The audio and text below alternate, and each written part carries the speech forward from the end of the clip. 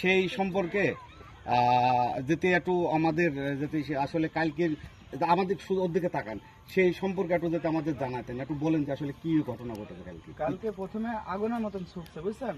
এরপরে নদীর পানি যা আছে সব পাক মারি পানি সহ উঠছে, উল্টে ওটা আস্তে আস্তে এই সাইড দিয়ে আপনার এলাকার মধ্যে চলে গেছে। অমুক হচ্ছে ঘর বাড়ি শুদ্ধ উড়াই গেছে, বুঝছেন? মাঠে যে ভুট্টা টুট্টা আছে সব মনে করেন গাছটা তুলি শুদ্ধ দিয়ে চলে গেছে, গাছপালার ডাল টাল শুদ্ধ ভেঙে গেছে, গাছ আছে। আপনারা নদী ধারে কি করতেছিলেন? আমরা ওখানে কাজ করছিলাম, ঘাস কাটছিলাম। তারপরে কি ওইটা দেখি আপনারা কি করলেন? ওরা দেখে আমরা দৌড়াচ্ছি, বাতাস এমন আছে আমার টাইনলি চলে যাচ্ছে, মানে এরকম জামা কাপড় সব টানলি গামছা টামছা উড়ালি চলে যাচ্ছে, এরকম হয়। কয়বার হয়েছে এটা?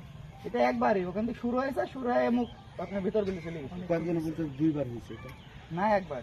প্রথমে ওই একবারে চরের মাথায় থেকে শুরু হয়েছে, বুঝছেন? এই নদীর মধ্যে আসি, নদী যে বাবু এলাকায় উঠে গেছে। একটু বললেন যে আগুন আসলে আগুনের ইটা কেমন দেখছে?